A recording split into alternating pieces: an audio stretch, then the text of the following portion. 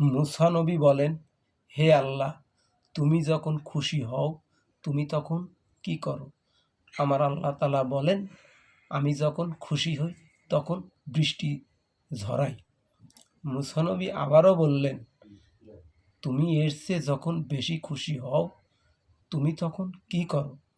আমার আল্লাহ তাআলা বলেন, এর চেয়ে যখন বেশি খুশি হই তখন আমি মেহমান পাঠিয়ে দিই। মুসা নবী বলেন, হে আল্লাহ, এর চেয়েও যখন বেশি খুশি হও তুমি তখন কি করো?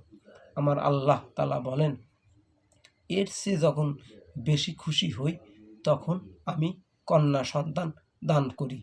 সুবহানাল্লাহ। যাদের কন্যা সন্তান আছে অবশ্যই তারা কোরআনের আলোয় আলোকিত করবেন এবং কোরআন শিক্ষা দিবেন এবং দিনের শিক্ষায় অবশ্যই প্রয়োজন।